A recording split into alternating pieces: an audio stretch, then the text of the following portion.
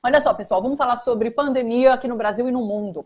A gente está diante dessa nova onda da Covid-19, agora com esse agravante, né, com o predomínio da variante Delta, essa variante que surgiu na Índia e já tomou quase o mundo todo. Tomou já vários países têm predominância dessa variante já circulando em território.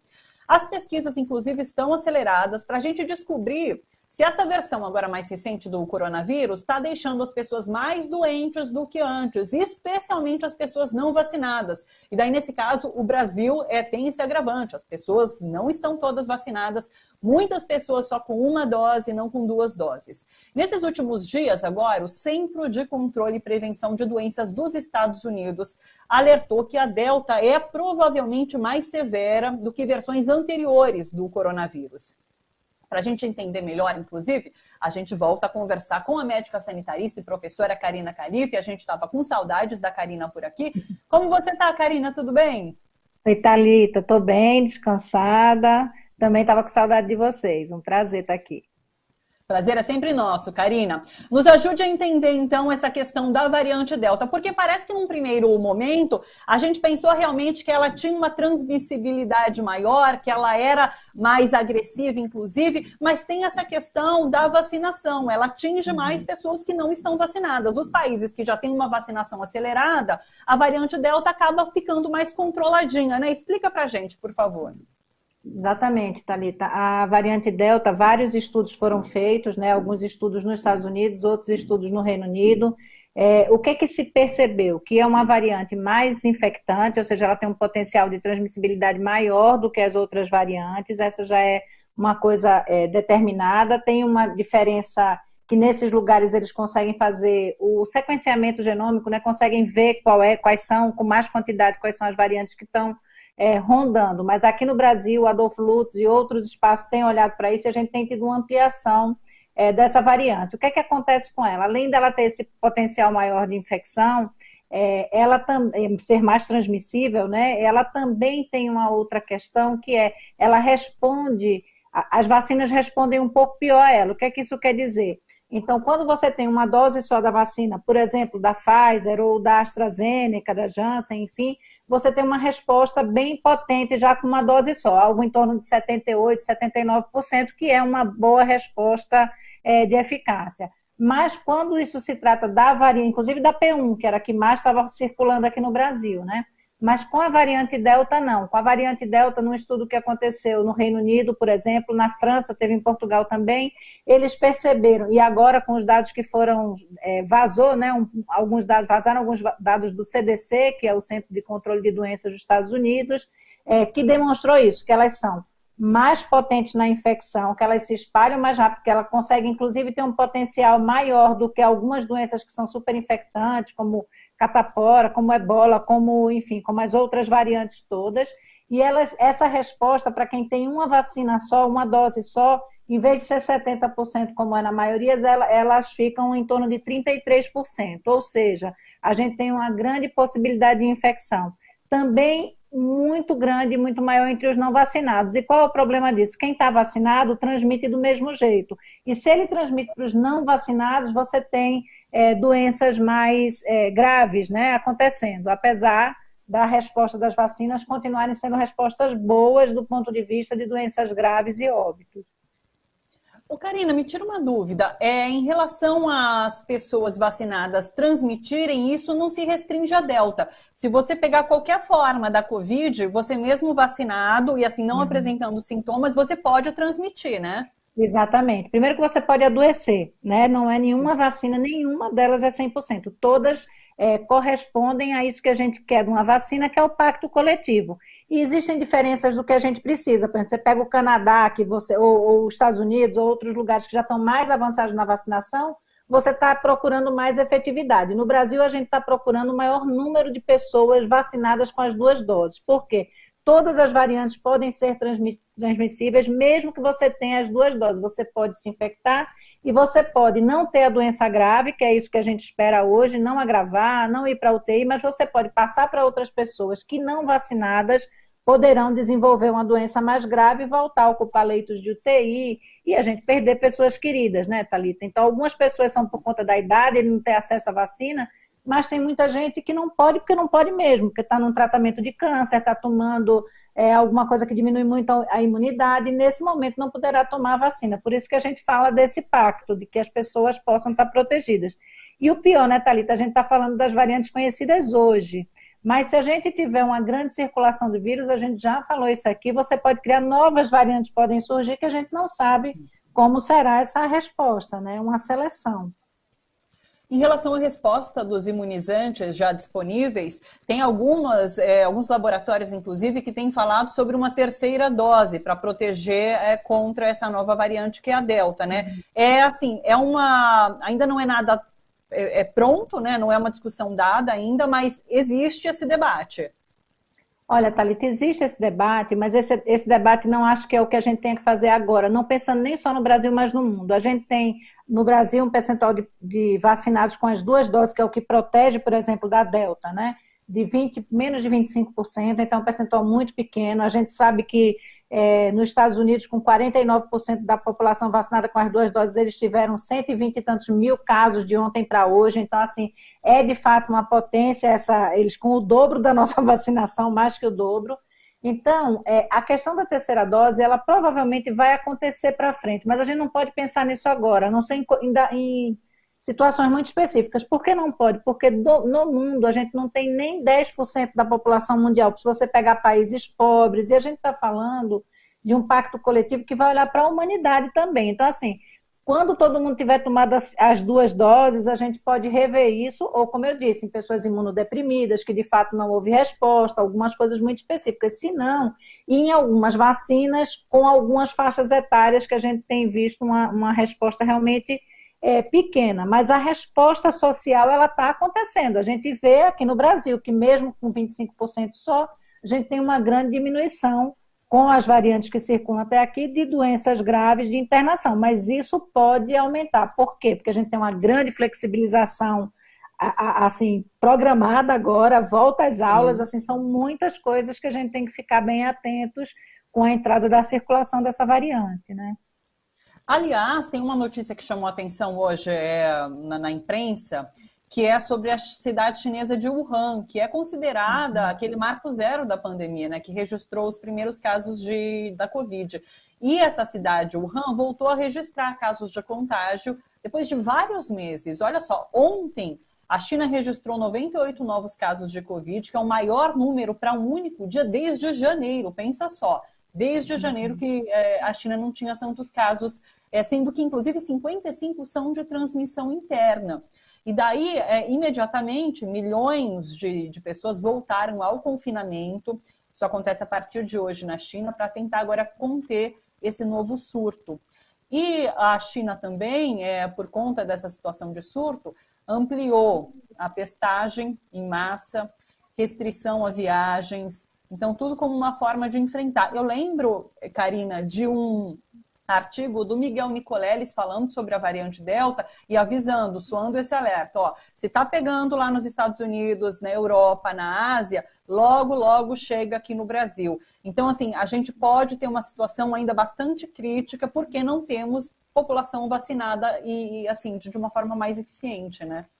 Exatamente, Thalita. Inclusive, eu participei do grupo que fez a defesa da diminuição do espaço entre as doses, né, do tempo entre as doses, quando possível, claro que garantindo a primeira dose, na maioria das pessoas, pela faixa etária, quando se está colocando, porque é muito importante essas 2 doses para poder garantir isso. Agora, a vacina, que a gente já sabe que é a melhor resposta do ponto de vista de política pública possível, ela não vai funcionar sozinha, porque nenhuma delas é 100%. Então, de fato, a gente precisa continuar usando máscara e máscara boa. Quando eu digo máscara boa, é uma PFF2. Tem máscaras que custam R$2, R$3 e que fazem essa proteção. Ou se você não puder usar uma PFF2, uma N95, use uma cirúrgica por baixo e uma de pano por cima, porque aí ela veda um pouco mais, não dá para usar uma só, principalmente quando for para alguns espaços de volta às aulas e tal. Então, não tem, como é que eu vou dizer, novidade nisso. A gente, quando começa a ter uma transmissão maior, precisamos voltar atrás. A gente precisa fechar a fronteira quando for o caso, quando for necessário, quando começa a ter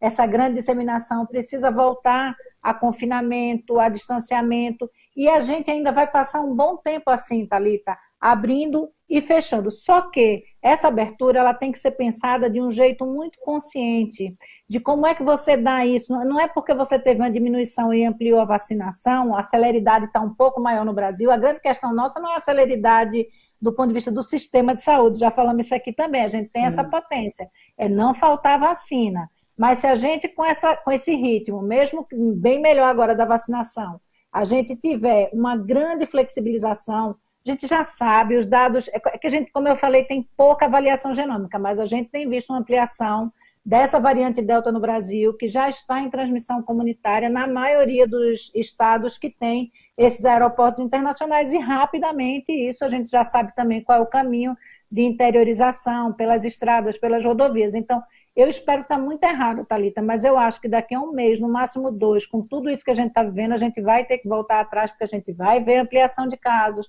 vai ver ampliação de uso de leitos e tal. Tomara que eu esteja muito errada, mas a gente tem esse medo, essa perspectiva, né, de que isso possa acontecer.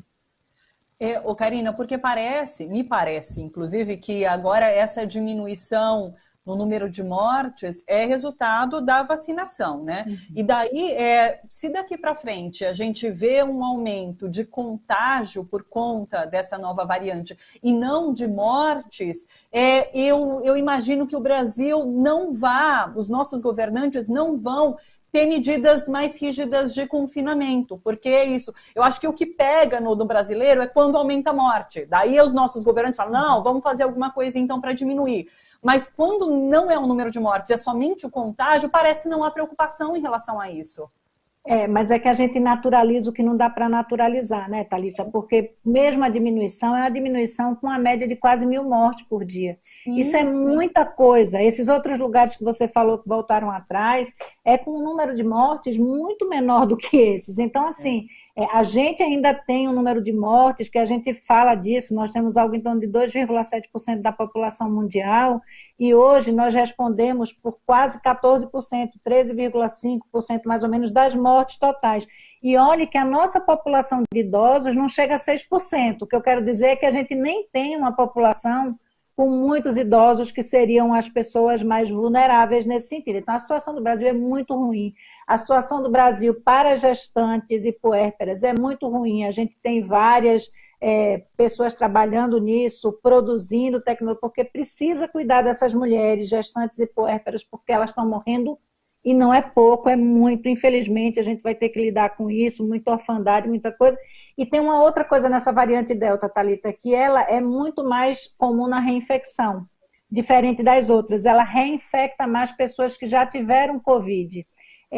Nesse último estudo que eles fizeram, desses dados do CDC, que apareceu e circulou por aí, quem teve a infecção com mais de 180 dias foi muito frequente a reinfecção.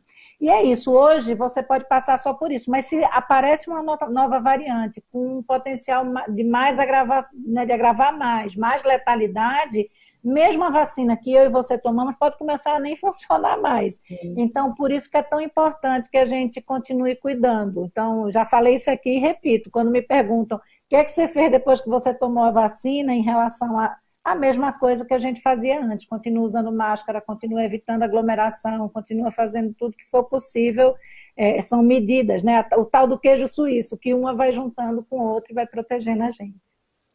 Deixa só para finalizar, entrar inclusive um pouquinho no debate que eu vou ter daqui a pouquinho com a professora Bebel, que é a presidenta da POSP, que é o Sindicato dos Professores do Estado de São Paulo. São Paulo, então, hoje fez essa reabertura de escolas, né, com 100% de público. O aluno pode, inclusive, escolher se vai querer voltar presencialmente, se vai ficar no ensino à distância.